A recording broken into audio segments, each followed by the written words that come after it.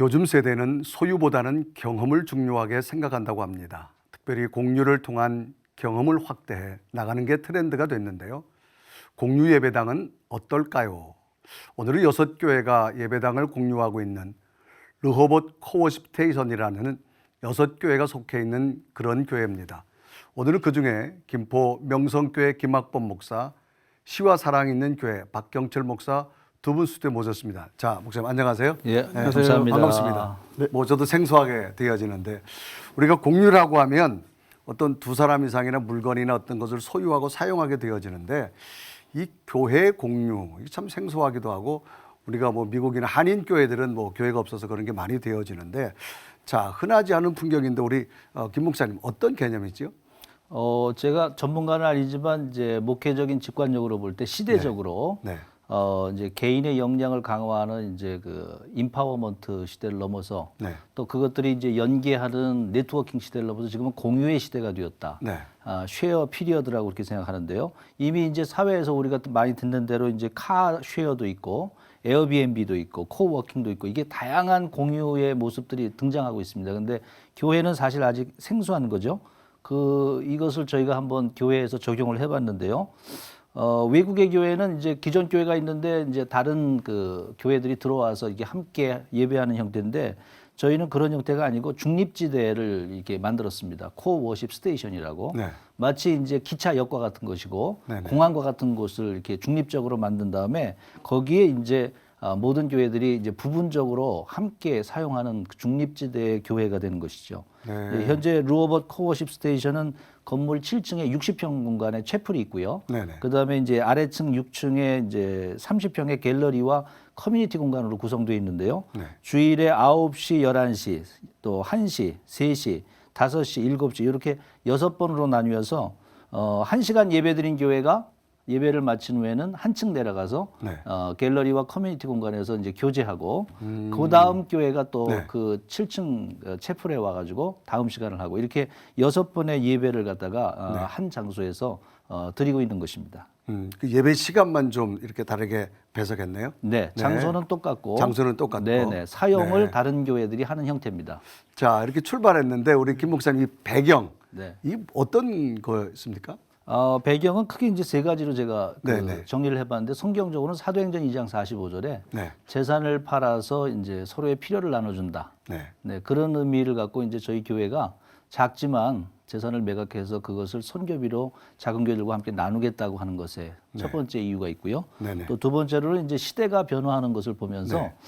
세상도 이렇게 공유하는데 우리 교회도 많은 섬김을 넘어서 공유의 시대에 접어든 게 좋겠다 하는 사회적인 네네. 변화에 대한 응전이었고요.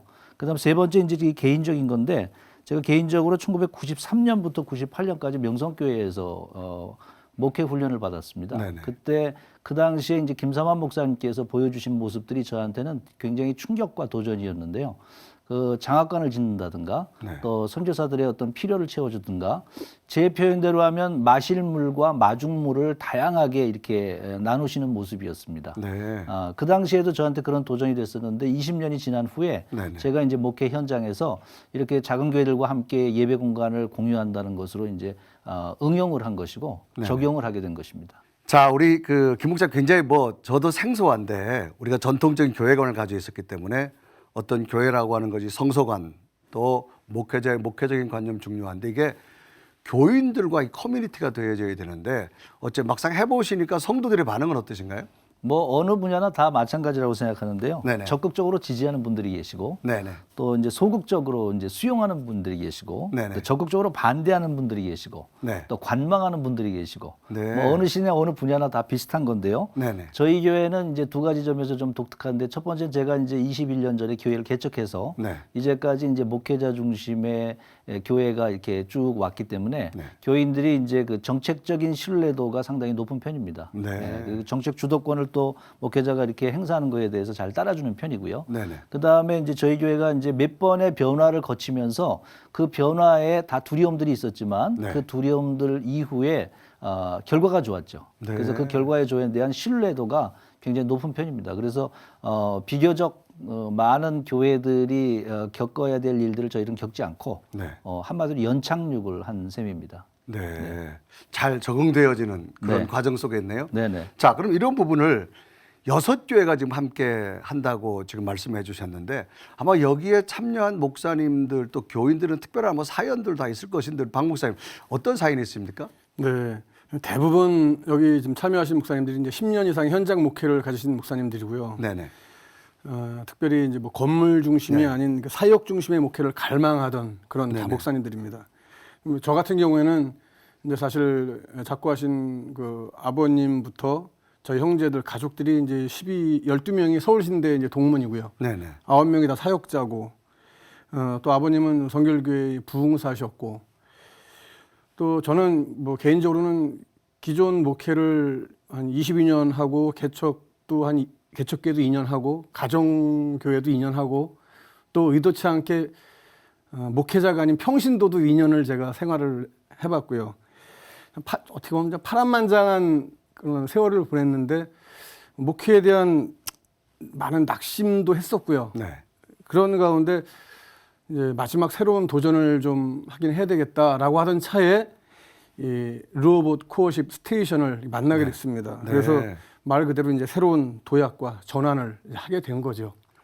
자, 이제 그곳에서 함께 이제 커뮤니티를 하면서 6교회가 공동체적으로 움직이게 되어지는데 여기에는 아마 그 교인들의 함께 참여도 중요하지만 이걸 끌고 가는 목사님 리더십이 중요할 텐데 아마 남다른 목사님들 신앙의 고백이 따로 있을 것 같은데 우리 목사님 같은 경우는 어떤 신앙의 고백이 있습니까? 사실 이게 우리가 의도했던 만남은 아닌데 네네. 이런저런 과정을 통해서 6명의 목회자가 모였습니다. 네네.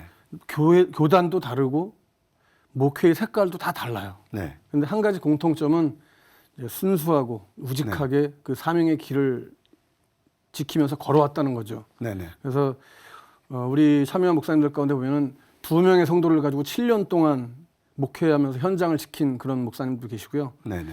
또 늦게 목회를 시작하신 한 목사님은 자신의 그 사재를 다 털어서 선교비로 한 정말 수억 원을 쏟아가면서 결과는 뭐 미미했지만은 그래도 끝까지 그 사명의 길을 지켜오신 목사님도 계시고요. 모두가 참 어떻게 보면 성경적으로 보면 이삭같이 참 순수한 그런 의도를 가지고 순수한 그 목적 아래서 사명을 지켜오신 분들이라고 저는 이렇게 봅니다. 자, 우리가 목회하다 보면 어떤 성경이 기본으로 되어 있지만 어떤 신학교에 따라 교단에 따라서 울타리도 다르고 제도도 방향도 다르게 되어지는데 여기는 교파를 초월해서 이렇게 커뮤니티가 된다고 하는 게 참 의아스러운 모습인데 자, 중요한 교단이 다른데 어떻게 잘 진행되고 있습니까, 박 목사님? 예. 근데 교파가 다를지라도 네네. 어쨌든지 우리가 주님이 한 피바다 한 몸 이룬 그 찬송 그 가사처럼요. 그래서 네네. 그 한 몸을 완성해 나가는 그 마태가 봤던 예수, 마가가 봤던 예수, 누가가 봤던 예수, 요한이 봤던 예수가 다 조금씩 다르지만 네네. 결국은 사도행전에 이른 것처럼 네. 지금 우리 모든 목회자들이 교파가 다르지만 2020년에 이런 사명 행전을 네. 써가고 있습니다. 정말 이 한국 교회 전통관에서는 정말 너무나 생소한 근데 본질은 굉장히 성경적으로 아까 우리 목사님 말씀해 주셨는데 자, 우리 김 목사님 이제 이런 걸 예배 드리고 그다음 파트는 또 내려오고 뭐 건물을 이제 혼용으로 함께 사용하는데 이거 하다 보면 어떤 우리는 그 공간이라는 게 중요하잖아요. 교육 공간, 커뮤니티 공간, 뭐 나눔 공간 이런 게 부족할 텐데 이건 어떻게 해결하고 계시나요?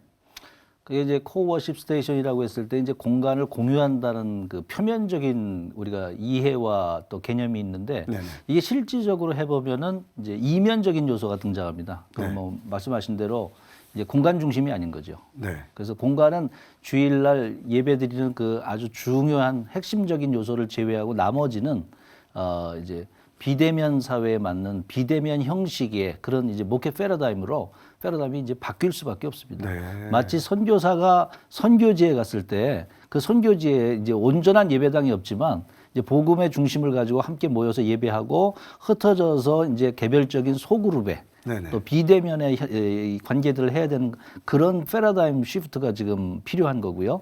그 다음에 이제 장소적인 그 제한들은 우리가 이제 바깥에 나가면 이제 그룹이 크지 않으니까 네네. 커피숍이나 이런 데서 이제 아웃소싱을 하는 거죠.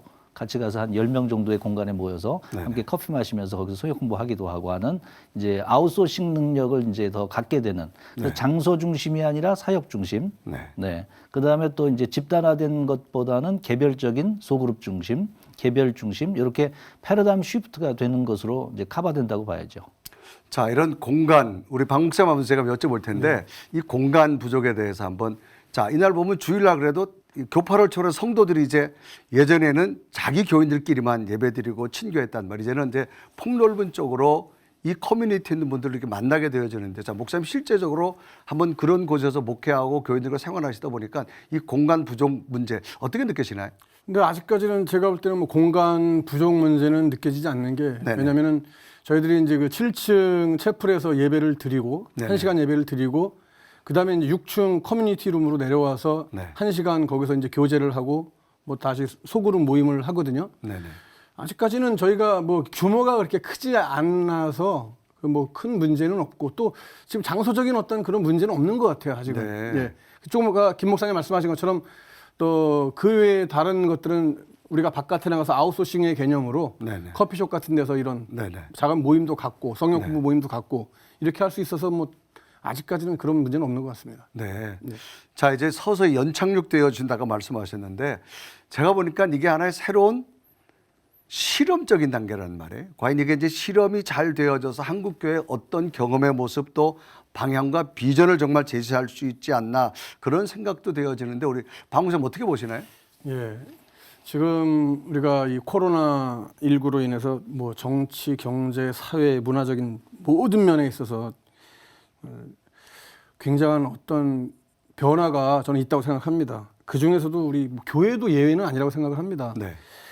특별히 이 코비드 사태로 인해서 지금 한국 교회의 많은 그 개척교회라든지 미자립교회 우리가 흔히 말하는 미자립교회들이 당면하고 있는 문제는 그 현장에서 없는 사람은 그 못 느낍니다. 그 현장에 있는 사람들은 그걸 아주 뼈저리게 느끼는 어려움인데요. 제 생각에도 이제 한국의 많은 그 미자립교회, 개척교회, 특히 뭐 숫자적인 면으로 따진다면은 뭐 6만 교회 대비 한 4만 교회는 앞으로 큰 어려움에 봉착하지 않을까. 네. 우리가 흔히 말하는 대로 뭐 문 닫게 되는 경우 네. 그런 경우까지 오지 않을까 이런 생각도 해보게 됩니다. 네. 그런 면에서 우리가 이 시대의 어떤 변화를 거스르기는 어렵지만 사회적인 안전망이라고 하는 말처럼요. 교단별로 우리 한국 교회 교단별로 이 코어십이 확대된다면은 참 작은 교회들의 어떤 디딤팔이 되고 또 발판이 될 것이라고 저는 생각을 하고 그걸 위해서 또 기도하고 저도 앞으로의 목표가 저도 작은 코어십을 해보는 게 저의 또 작은 소망이기도 하고 그렇습니다.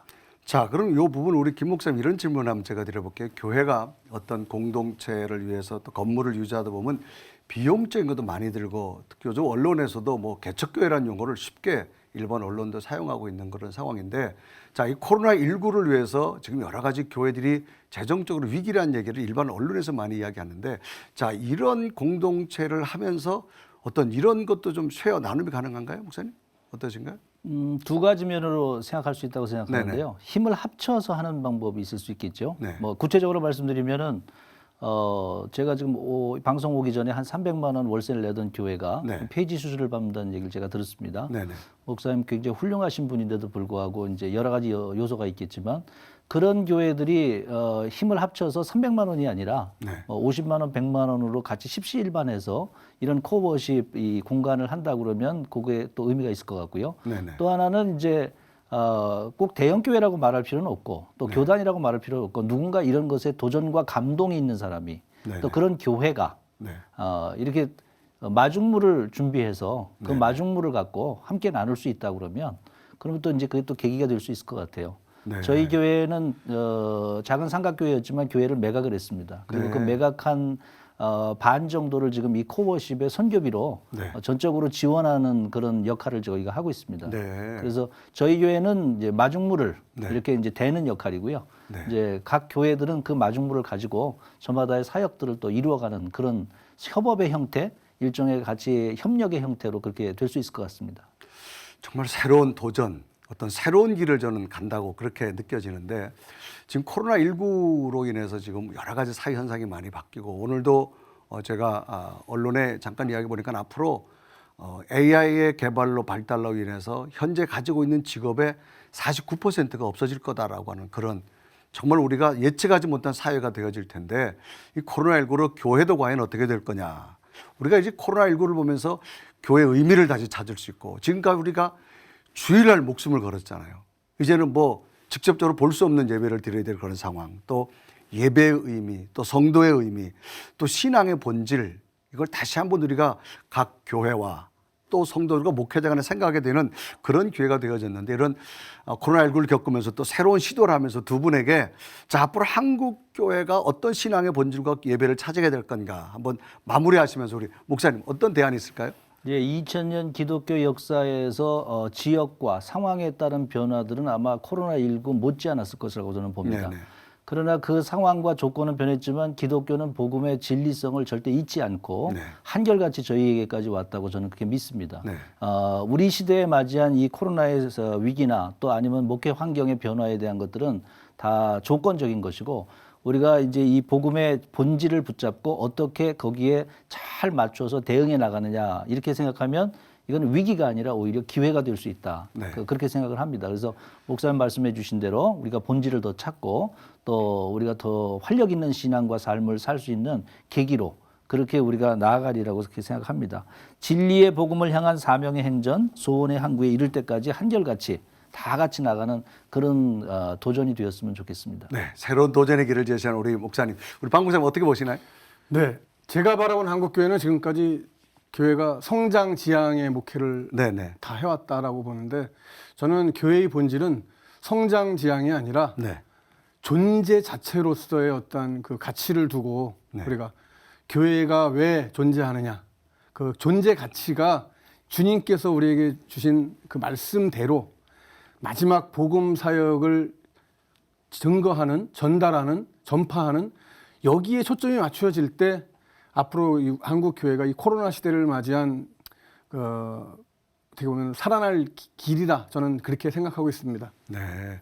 자, 우리가 믿음을 위해 가는 길은 뭐 다양한 여러 길이 있지만 그러나 본질은 예수 그리스도고 또 성경을 중심으로 해서 우리가 나가게 되어지는데 특히 이제 코로나19를 통해서 교회 위기란 말도 많이 쓰고 예배 또한 우리 신앙의 본질을 찾아가는데 두 분은 이 부분에 대해서 새로운 대안을 제시해 주셨고 또 신앙 자체가 뭐 카타콤도 가장 어려울 때 신앙이 빛났던 것처럼 이런 어려운 때 두 분의 신앙의 도전이 한국교회 새로운 빛이 됐으면 좋겠습니다. 두 말씀 오늘 감사합니다. 감사합니다. 고맙습니다.